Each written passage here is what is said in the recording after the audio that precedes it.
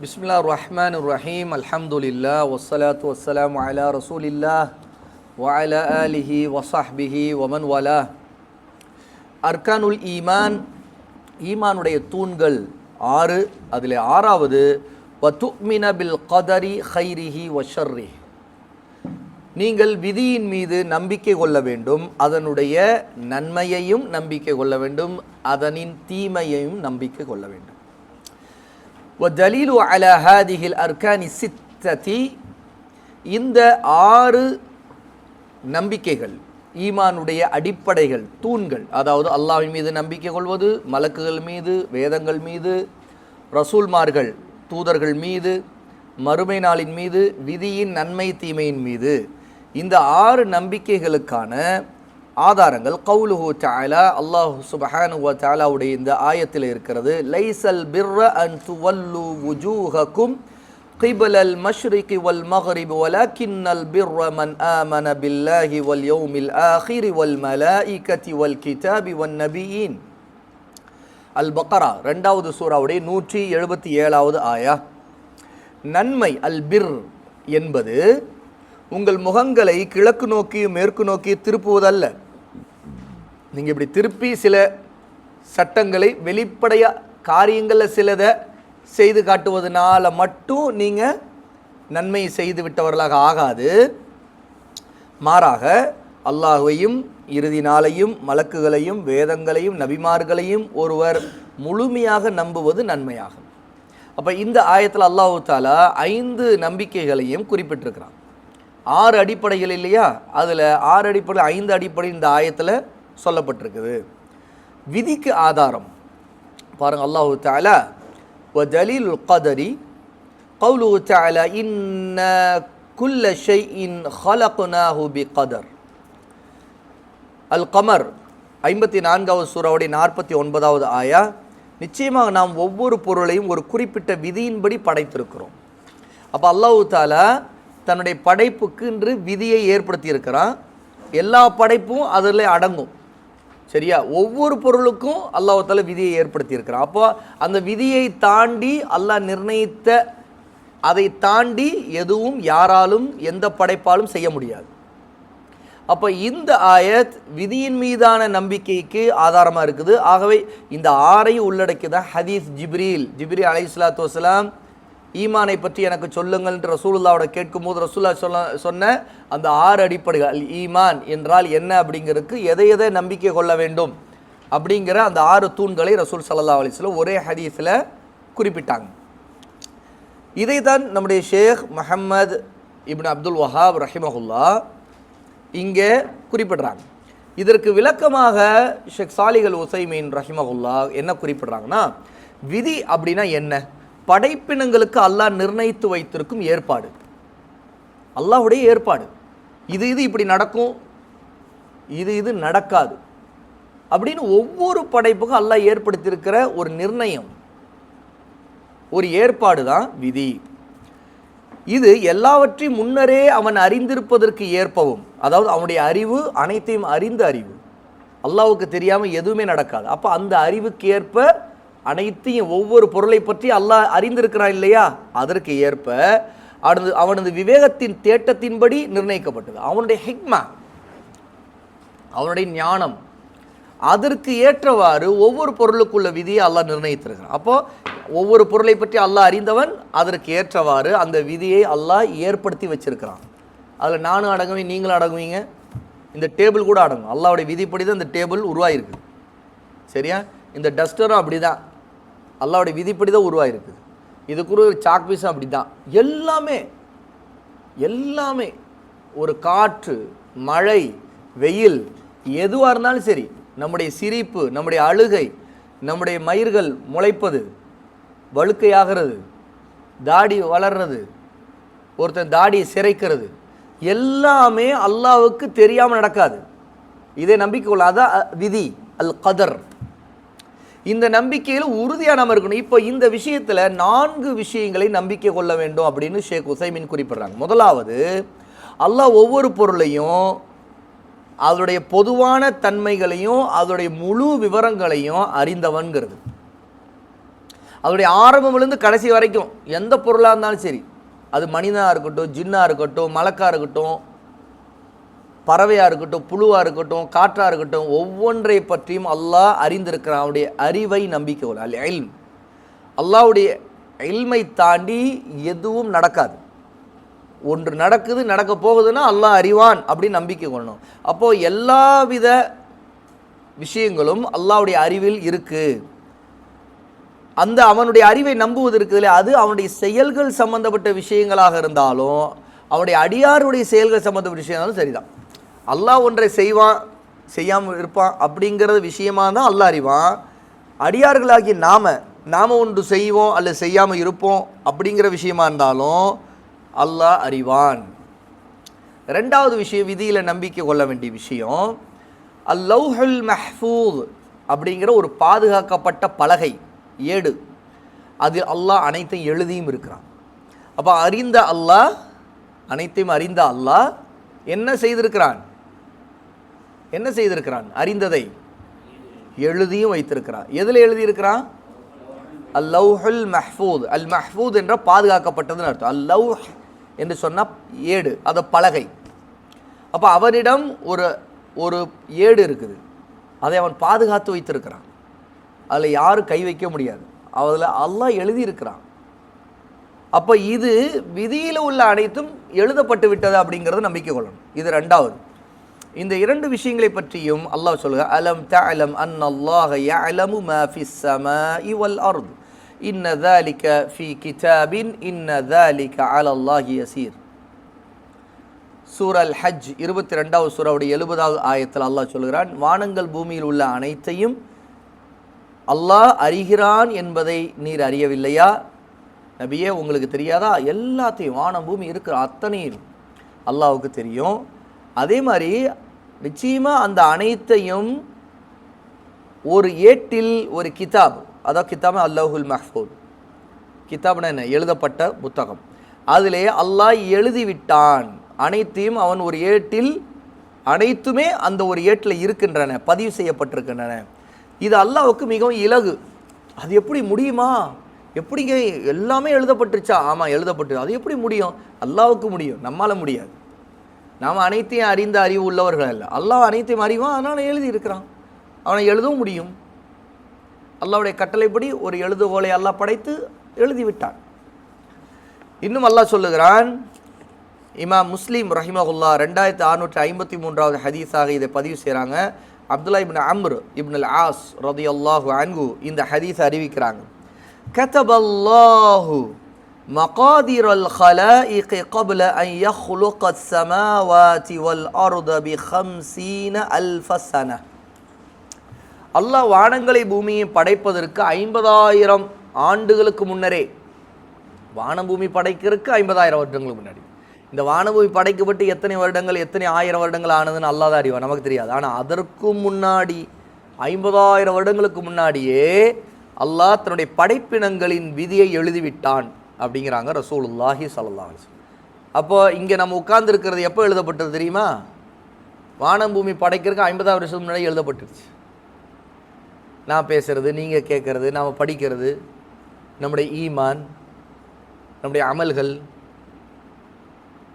நம்முடைய உணவு, நம்முடைய ரிஸ்க், நம்முடைய ஆயுள் எல்லாமே 50,000 வருடங்களுக்கு முன்னாடியே எழுதப்பட்டுருச்சு. அது இப்போ இன்றிலிருந்து 50,000 வருடங்களுக்கு முன்னாடி இல்லை, அல்ல நம்ம பிறந்ததிலிருந்து 50,000 வருடங்களுக்கு முன்னாடி இல்லை.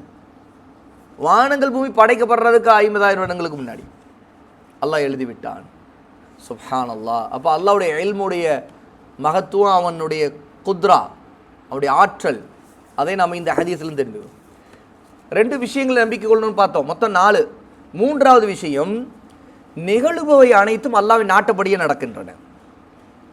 அவை அவனுடைய செயல்கள் சம்மந்தப்பட்டதாக இருந்தாலும் சரி, அடியாருடைய செயல்கள் சம்மந்தப்பட்டதாக இருந்துச்சு. அதாவது அல்லாஹ் நாடக்கூடிய விஷயங்களாக இருந்தாலும் சரி, அல்லாஹ் நாடி தான் நடக்குது. அடியார்கள் நாடக்கூடியது, இப்போ நான் ஒன்று நினைக்கிறேன், நீங்கள் ஒன்று நினைக்கிறீங்க, அது அல்லாஹ்வுடைய நாட்டம் இல்லாமல் நடக்காது. ஆகவே அதுவும் அல்லாஹ் நாடி தான் நடக்குது. அப்போது அல்லாஹ்வுடைய அறிவை நம்புறது, அல்லாஹ் அனைத்தை எழுதிட்டான் நம்புறது. 3வது அல்லாஹ்வுடைய நாட்டத்தை நம்புறது, இராதா. இது ரொம்ப முக்கியமானது. எதுவும் நம்முடைய நாட்டம்ங்கிறது அல்லாஹ்வுடைய நாட்டத்தை தாண்டி ஒன்று நடக்காது. அல்லாஹ்வுடைய நாட்டம் இல்லாமல் நான் இதை நாடவே முடியாது. அப்போ அல்லாஹ்வுடைய நாட்டம்ங்கிறது நம்முடைய நாட்டம் அவனுக்கு கீழ் கட்டுப்பட்டு தான் இருக்குது. அப்போது எல்லாமே விதியில் அல்லாஹ்வுடைய நாட்டத்தின்படி நடக்கின்றன. தனது செயல்கள் சம்பந்தப்பட்டவற்றை பற்றி அல்லாஹ் கூறுகிறான், وَرَبُّكَ يَخْلُقُ مَا يَشَاءُ وَيَخْتَارُ. 28வது சூராவுடைய 68வது ஆயத். உம்முடைய இறைவன் தன் நாடுவதை படைக்கிறான், மேலும் தேர்ந்தெடுத்துக் கொள்கிறான். அப்போ அல்லாஹ் நாடுகிறான், நாடி இதை படைக்கிறான், தானே தேர்ந்தெடுக்கிறான். وَيَفْعَلُ اللَّهُ مَا يَشَاءُ. அல்லாஹ் தான் நாடுவதை செய்கிறான்.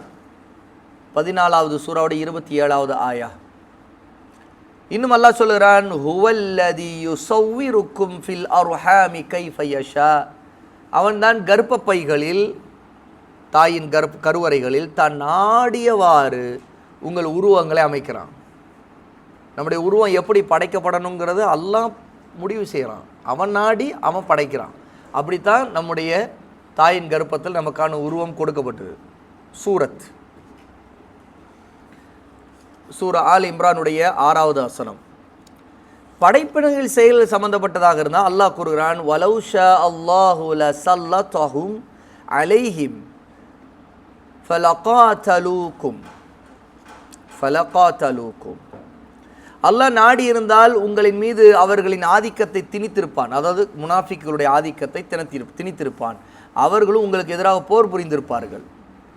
அப்போ அல்லாஹ்வுடைய நாட்டம் இருந்ததுன்னா அதுவும் நடக்கும். சூரா நிசா 4வது சூராவுடைய 90வது ஆயத். அப்போ இந்த ஆயத்தில் படைப்பினங்களுடைய செயல்களையே அதுவும் அல்லாஹ்வுடைய நாட்டம் இல்லாமல் நடக்காதுன்னு தான் அல்லாஹ் குறிப்பிட்றான். சரியா? இன்னும் அல்லாஹ் சொல்ல, வலவ் ஷா அல்லாஹு மா ஃபஅலூஹு ஃபதர்ஹும் வமா யஃப்தரூன். உங்களுடைய இறைவன் நாடி இருந்தால் அவர்கள் ஒருபோதும் இச்செயலை செய்திருக்க மாட்டார்கள். அதாவது அல்லாஹ் நாடி இருந்தால் இதை செய்திருக்க மாட்டாங்க. ஆனால் அல்லாஹ் நாட்டத்தில் நடந்துருச்சு. எனவே நபியை நீர் அவர்களையும் அவர்கள் புனைந்து கொண்டிருப்பதையும் விட்டுவிடும். அதாவது காஃபிர்களை பற்றி அல்லாஹ் சொல்கிறான், இட்டு கட்டக்கூடிய செய்ய. அது அல்லாஹ் நாடி இருந்தால் அதை செய்யாமல் அல்லாஹ் தடுத்திருக்கலாம். ஆனால் அல்லாஹ் அவனுடைய இந்த உலக நியதிப்படி ஒரு நாட்டத்தை ஏற்படுத்தினான், அதன்படி இது நடக்குது. ஆகவே நபியே அவர்களை நீங்கள் புறக்கணிப்பிடுங்கள். அவங்களுடைய பொய்கள், அவங்க புனையக்கூடியதெல்லாம் நீங்கள் விட்டுடுங்க, அவங்க கண்டுக்காதீங்க, அது அலட்சியப்படுத்திடுங்க. சூரா ஆம் 6வது சூராவுடைய 137வது ஆயத்தில் அல்லாஹ் சொல்கிறான். அப்போ 3 விஷயங்களை பார்த்துருக்கோம். விதியை நம்பிக்கை கொள்வதில் முதலாவது அல்லாஹ்வுடைய அறிவு, ரெண்டாவது என்ன, ரெண்டாவது என்ன, முதலாவது அல்லாஹ்வுடைய அறிவை பற்றி பார்த்தோம், நம்பிக்கை கொள்ளணும். ரெண்டாவது லவ்ஹுல் மஹ்ஃபூஸ் ஏட்டில் அல்லாஹ் எழுதியிருக்கிறான், எழுதுறதையும் அறியணும், நம்பிக்கை கொள்ளணும். மூன்றாவது இப்போ பார்த்தோம் அவருடைய நாட்டம், விதியை நம்பிக்கொள்ள அவருடைய நாட்டத்தை நம்பிக்கொள்ளணும். அல்லாஹ்வுடைய நாட்டம் இல்லாமல் எதுவும் நடக்காது அப்படிங்கிற நம்பணும். நான்காவது உலகில் உள்ளவை அனைத்தும் அவற்றின் உள்ளமை, தன்மைகள், அசைவுகள் உட்பட அல்லாஹ்வினால் படைக்கப்பட்டவை என நம்புவது. எல்லாமே அல்லாஹ்வுடைய படைப்புகளுக்கு அடங்கும். அதான் சொன்னேன்ல நான், காற்றாக இருக்கட்டும், மழையாக இருக்கட்டும், நம்முடைய அசைவாக இருக்கட்டும், நம்முடைய உடம்பாக இருக்கட்டும், நம்முடைய தன்மைகளாக இருக்கட்டும், படைப்புகளுடைய தன்மைகள், எல்லா விஷயங்களும் அல்லாஹ்வுடைய படைப்பின் மூலமாக தான் நடக்குது. அல்லாஹ் படைச்சிக்கிட்டே இருக்கிறான். உலகத்தில் இருக்கிற அத்தனையும் படைக்கப்படுது. அல்லாஹ் தான் நம்முடைய எதிரிகளை படைக்கிறான், அவன் தான் முஸ்லீம்களை அழிக்கவும் செய்கிறான். எல்லாமே அல்லாஹ்வின் படைப்பின் கீழே நடக்குது, அல்லாஹ்வுடைய நாட்டத்தின் கீழே தான் நடக்குது. அப்போ விதியின் நம்பிக்கையில் நாம் இதே நம்பிக்கை கொள்ளணும். பாருங்கள், அல்லாஹ் சொல்லுங்கள், அல்லாஹ் ஹாலிகு குல்லி ஷைஇன் வஹுவ அலா குல்லி ஷை வஹுவ அலா குல்லி ஷைஇன் வக்கீல். அல்லாஹ் தான் அனைத்தையும் படைத்தவன், அனைத்திற்கும் அவனே பொறுப்பாளன். சூரா ஜுமர் 39வது சூரா 62வது ஆயத். வஹலக குல்ல ஷைஇன் ஃபகத்தரஹு தக்தீரா. அவன் ஒவ்வொரு பொருளையும் படைத்து அவை ஒவ்வொன்றுக்கும் விதியை நிர்ணயம் செய்திருக்கிறான். சூரா அல் ஃபுர்கான் 25வது சூராவுடைய 2வது ஆயா. இப்ராஹிம் அலைஹிஸ்ஸலாத்து வஸ்ஸலாம் தன்னுடைய சமுதாயத்தாருக்கு சொன்னதை அல்லாஹ் சொல்லி காட்டுறான். அல்லாஹ் தான் படைக்கிறாங்கிறதுக்கு ஆதாரம், வல்லாஹு ஹலகக்கும் வமா தஃஅலூன் தஅமலூன். அல்லாஹ் தான் உங்களையும் உங்களின் செயல்களையும் படைக்கிறான். அது யாரை நோக்கி சொல்கிறாங்க? சிலையை வணங்கிட்டு இருக்கிறாங்களே அந்த மக்களை பார்த்து இப்ராஹிம் அலைஹிஸ்ஸலாத்து வஸ்ஸலாம் சொல்கிறாங்க, அல்லாஹ் தான் உங்களையும் படைக்கிறான், நீங்கள் செய்வதையும் படைக்கிறான்னு. அல்லாஹ்வை தான் நீங்கள் வணங்கணும், நீங்கள் இந்த சிலைகளை வணங்கக்கூடாது, அவருடைய நாட்டம் இல்லாமல் இதை எதுவும் நீங்கள் செய்ய முடியாது. அல்லாஹ் தான் உங்களை படைச்சிருக்கான், நீங்கள் செய்கிற செயல்களையும் அவன் தான் படைக்கிறான் அப்படிங்கிறாங்க இப்ராஹிம். அப்போ அல்லாஹ்வை ஏன் வணங்க வேணும்னா அவன் தான் வணக்கத்திற்குரியவன் உண்மையிலேயே, ஏன்னா அவன் தான் அனைத்தையும் படைக்கிறான், அந்த ஆற்றல் அவனை தவிர வேறு யாருக்கும் இல்லை. அப்படி இந்த ஆயத்து 37வது சூரா 96வது ஆயத்தில் அல்லாஹ் சொல்கிறான். அப்போ இந்த ஆதாரங்கள் எல்லாமே விதியை நம்பிக்கை கொள்வதற்கான தெளிவான ஆதாரங்கள். மனிதனுக்கு அவனது சுயமான செயல்களில் நாட்டமும் ஆற்றலும் உண்டு என்பதற்கு இது முரணாகாதுங்கிறாங்க ஷேக் சாலிஹ் அல் உஸைமீன். அப்போ அல்லாஹ் தஆலா படைக்கிறான், அவன் நாடுகிறான், அவன் அனைத்தையும் அறிந்தவன், அனைத்தையும் எழுதி விட்டான் அப்படின்னு சொல்கிறதுனால இப்போ ஒருத்தர் கேள்வி எழுது, அப்படின்னா நமக்குன்னு எதுவுமே இல்லையா நாட்டமே, நம்ம எதாக இருந்தாலும் அல்லாஹ் நாட்டுப்படி தான் சுத்தமாக நடக்குதுன்னா அப்போ நாம் நம்ம ஒரு பாவம் செய்தால் கூட அல்லாஹ் நம்மை நிர்பந்தித்து நமக்கு எந்த சுதந்திரம் இல்லாமல் அந்த பாவத்தை நம்ம அல்லாஹ் நம்முடைய விதியில் எழுதியனால செய்துடுறோமா அப்படி ஒரு கேள்வி எழுது இல்லையா? அப்போ நமக்குன்னு எந்த ஒரு சுயமான நாட்டமே இல்லையா, நமக்குன்னு ஒரு ஆற்றலே இல்லையா அப்படின்னு கேட்குறவங்களுக்கு ஷேக் உஸைமீன் சொல்கிறேன், அப்படி அல்ல. இந்த மாதிரியான விதியின் மீதான நம்பிக்கைக்கு இதை முரணா நினைக்கக்கூடாது அப்படிங்கிறாங்க. ஏனென்றால் இறை மார்க்கம் யதார்த்தம் இதைத்தான் உறுதி செய்யும். ஏன்னா ஷரியத்துடைய ஆதாரங்களும் யதார்த்த நிலை உண்மை நிலையும் இதைத்தான் உறுதி செய்யும். அதாவது நமக்கு நல்ல சுதந்திரத்தை கொடுத்துருக்காங்களுக்கு ஆதாரம் இருக்குது, நமக்குன்னு ஆற்றலை அல்லாஹ் கொடுத்துருக்க, நம்ம விரும்பி இதை செய்கிறோம், நம்ம நாடி இதை செய்கிறோம், அதுவும் இருக்குது அப்படிங்கிறதுக்கு ஆதாரங்கள் இருக்குது. பாருங்கள், ஷரியத்தில் அல்லாஹு தஆலா அந்த ஆதாரங்களை இறக்கி இருக்கிறான். மனிதனுக்கு அவனது செயலில் சுயநாட்டம் உண்டு. பாருங்கள், ذَلِكَ الْيَوْمُ الْحَقُّ فَمَنْ شَاءَ اتَّخَذَ إِلَى رَبِّهِ مَآبًا. அந்த நாள் வருவது உண்மை, மறுமை நாள். எனவே நாடியவர் தம் இறைவனின் பக்கம் மீளும் பாதை தேர்ந்தெடுத்து கொள்ளட்டும்.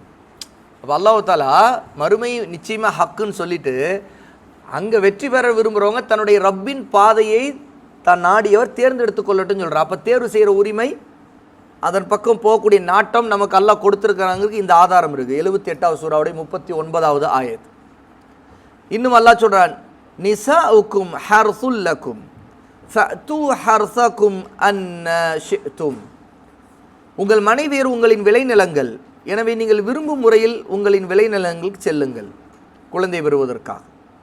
அப்போ அல்லாஹு தஆலா இந்த சூரா அல் பக்ரா 2வது சூராவுடைய 223 ஆயத்தில் கூறும்போது கணவன் மனைவிக்கான உறவை சொல்லும்போது மனைவியின் மீதான விருப்பத்தை சொல்லும்போது நீங்கள் விரும்பியவாறுன்னு சொல்கிறான். அப்போ ஒரு மனிதனுக்கு விருப்பம்னு ஒன்று இருக்குது, அந்த விருப்ப நாட்டம்னு ஒன்று இருக்குது, அதற்கேற்றவாறு தான் அவன் காரியங்களை செய்வாங்கிறதுக்கு இந்த ஆயத்து ஆதாரம். அப்போ ஒருத்தனுக்கு கல்யாணம் பண்ண ஆசை வருது, ஏன் அவன் விரும்புகிறதா அதை கல்யாணம் பண்ணுவான் இல்லையா? இல்லை எனக்கு விருப்பமே இல்லை, என் தலையில் யாரோ அமுக்கி கொண்டு போய் கட்டி போட்டு கல்யாணம் பண்ணி வச்சுட்டாங்கன்னு யாராவது சொல்ல முடியுமா? அப்படி இல்லை. ஒருவர் விரும்புகிறாரு, அதனால தான் திருமணம் செய்துக்கிறார். சம்மதம் இல்லாமல் விருப்பம் இல்லாமல் செய்ய மாட்டார். அதே மாதிரி தான் எல்லாத்துலேயும் சாப்பிட்றது விரும்பினா தான் சாப்பிடுவோம், இல்லைன்னா இல்லை நான் விரும்பவே இல்லைங்க, ஆனால் என் விதியில் இருந்துருக்குது, பார்த்தா வாய் தானாக திறந்துச்சு, தானாக என் கையை போய் நுழைச்சிச்சு, அப்படி சாப்பாடை உள்ளே நானாக தள்ளிக்கிட்டே இருந்தேன், என் கையை வேணான்னு சொல்கிறேன், நான் அந்த கை கேட்கவே இல்லை, வாய்க்குள்ளே போயிட்டே இருந்துச்சு, நான் கையை நான் தூக்கி வீசினேன் என் கையை, அப்புறம் பார்த்தா என் வாய் நேராக போய் முட்டிக்கிச்சு சாப்பாட்டில் அப்படின்னா இருக்கிறாங்க. யாரும் தானாக நடக்குதா? இல்லை, விரும்பினாதான் தட்டில் அவர் தான் வைக்கிறாரு, எடுக்கிறாரு, ருசிக்கிறாரு, சாப்பிட்றாரு. திடீர்னு கசக்கனா சாப்பிட முடியல, உப்பு சாப்பிட முடியலங்கிறாரு. இது எல்லாமே அப்போ விருப்பம்னு ஒன்று இருக்குது. அல்லாஹ் தஆலா விருப்பத்தை கொடுத்துருக்கான், நாட்டத்தை கொடுத்துருக்கான்ல, அதுபடி நட. அப்போ விதியின் மீது விதியால் நிர்பந்தித்து எதுவும் நடக்கிறதில்ல, நமக்கும் அல்லாஹ் தஆலா சுதந்திரத்தை கொடுத்துருக்குறான் அப்படிங்கிறத நம்ம இங்கே அறிகிறோம். மனிதனுக்கு அவனது செயலில் சுய ஆற்றல் உண்டு என்பதற்கு பற்றி அல்லாஹ் சொல்லுவான், ஃபத்தகுல்லாஹ மஸ்ததஅதும் வஸ்மஉ வஅதீஉ. ஆகவே உங்களால் இயன்றவரை அல்லாஹ்வுக்கு அஞ்சி நடந்து கொள்ளுங்கள், மேலும் செவிதாழ்த்தி கேளுங்கள், கீழ்ப்படியுங்கள் என்று அல்லாஹ் தஆலா சொல்கிறான். அப்போ மனிதனுக்கு சுய ஆற்றல் அல்லாஹ் கொடுத்துருக்குறாங்கிறதுக்கு ஆதாரம் இது. உங்களால் முடிந்தவரை கட்டுப்பட்டு நடங்கள் அப்படின்னு அல்லாஹ் சொல்கிறான், பயந்து நடங்கள். 64வது சூராவுடைய 16வது ஆயத், லா யுகல்லிஃபுல்லாஹு நஃப்ஸன் இல்லா உஸ்ஆ லஹா மா கஸபத் வ அலைஹா மக்தஸபத். அல்லாஹ் எந்த மனிதனை அவருடைய சக்திக்கு மேலே சிரமப்படுத்த மாட்டான். அவன் சம்பாதித்த நன்மையின் பலனும் அவனுக்குத்தான், அவன் சம்பாதித்த தீமையின் விளைவும் அவனுக்குத்தான். சூரா பக்ரா 2வது சூறாவுடைய 286வது ஆயத்து. அப்போ இந்த ஆதாரங்கள் எல்லாம் மனிதனுக்குன்னு நாட்டம், தேர்வு செய்கிற உரிமை, சுதந்திரம், ஆற்றல் கொடுக்கப்பட்டிருக்குது. விதியால் அல்லாஹ் தஆலா ஒவ்வொரு மனுஷனும் ஒரு பொம்மை போல தான் நினைச்சவாறு இயக்கிறது இல்லை. எந்த சுதந்திரம் இல்லாத ஒரு ஜட பொருளை நாம் நினச்சா எடுத்து அந்த இப்போ இதுக்கு எந்த அறிவோ சுதந்திரமோ இல்லை. இது நாம் இப்போ எடுக்கிறோம், சரியா? நாம் நினச்சா கீழே விட்டால் கீழே விழுந்துடும். இப்படி எதை எடுத்தாலும் நினச்சா நம்ம பயன்படுத்துகிற மாதிரி நிலையில் நாம் இருக்கிறோமானா இல்லை, நமக்குன்னு அல்லாஹ் சுதந்திரம் கொடுத்துருக்கோம், சரியா? அப்போ அந்த மாதிரி அல்லாஹ் தஆலா மனிதனுக்கு சுய ஆற்றலை, அறிவை கொடுத்துருக்குறான். அதே மாதிரி யதார்த்தத்தை நினச்சி பார்த்தாலும் யார் ஒருத்தர் எல்லாம் நம்ம விதியால் நிர்பந்தம் செய்யப்படுறோன்னு சொல்கிறாங்களோ அவங்களுடைய வாதம் பொய்ன்னு புரிஞ்சுக்க முடியும். யதார்த்த நிலை பாருங்கள், ஷேக் சொல்கிறாங்க, தனக்கு சுய நாட்டம், சுய ஆற்றல் உண்டு என்பது ஒவ்வொரு மனிதனுக்கும் தெரியும். இந்த ரெண்டை கொண்டு தான் அவன் செயல்படுகிறான். இந்த ரெண்டை கொண்டே செயல்படாமல் விட்டு விடுகிறான். நினச்சா ஒன்றை செய்கிறான், நினச்சா வேணான்னு விட்டுறான். பாருங்கள், உதாரணமாக நாட்டப்படி நிகழ்வதை அவன் நடந்து செல்வது, தன் நாட்டமில்லாமல் நிகழ்வதை, உதாரணமாக கைகால் நடுங்குவது, தன்னுடைய நாட்டம் இல்லாமல் கைகால் நடுங்குது. அதாவது நாட்டப்படி நினச்சா நடந்து போகிறான், தன்னுடைய நாட்டம் இல்லாமலே சிலத கை அவனை மீறி நடுங்குது, சரியா? அவன் பிரித்து அறிந்து கொள்கிறான் எது தானாக நடக்குது, எது நாம் நினச்சி நடக்குது. புரியுதா? இப்போது எழுந்து போகணும்னு நினச்சிங்க நாடுறீங்கன்னா எழுந்து போவீங்க, சரியா? அப்போது நடக்கணும், உட்காரணும், எழணும், படுக்கணும் அப்படின்னு நினைக்கிறது. இன்னொன்று சிலது நம்ம மீறி ஒன்று நடக்குது, அப்போ அது வேறன்னு தெரியுதா இல்லையா? சிலது குளிர்காலத்தில் நம்மை மீறி கட கட கட கட கடன்னு பல்லுலாம் அப்படியே நடுங்குது, டைப் அடிக்குது பல்லு. சில நேரத்தில் உடல்நிலை சரியில்லை, சில நேரத்தில் கை அப்படியே நடுங்குது. வயசானவருக்கு அவரை மீறி நடக்குது. அப்போது நரம்பு தளர்ச்சி இருக்குது, அவரை மீறி நடக்குது. அவர் நினைக்கல, அவர் அவர் கையை ஆட்டக்கூடாதுன்னு நினைக்கல, ஆனால் கை தானாக ஆடுது. அப்போ இதில் வித்தியாசம் இருக்குது அப்படிங்கிறது தெரியுதா இல்லையா? எனினும் அவனது நாட்டமும் அவனது ஆற்றமும் அல்லாஹ்வின் நாட்டப்படியும் அவனின் ஆற்றலை கொண்டு போய் இதெல்லாம் நடந்தாலும், ஆனால் அல்லாஹ்வுடைய நாட்டமும் ஆற்றலும் இல்லாமல் இதெல்லாம் நடக்காது, அவன் அனுமதி இல்லாமல் நடக்காது. ஏன் அல்லாஹ் சொல்கிறான், லிமன் ஷாஅ மின்கும் ஐயஸ்தகீம் வமா தஷாஊன இல்லா ஐயஷா அல்லாஹு ரப்புல் ஆலமீன். நேர்வழியில் நடந்திட விரும்பும் ஒவ்வொருவருக்கும் இது உரியது. அதோ குர்ஆன், நீங்கள் நாடுவதால் எதுவும் நடந்துவிடப் போவதில்லை, இப்பிரபஞ்சம் முழுவதற்கும் அதிபதியான அல்லாஹ் நாடாத வரையில் அது நடக்காது என்று 81வது சூறாவுடைய 28, 29 ஆயத்தில் அல்லாஹ் தஆலா சொல்கிறான்.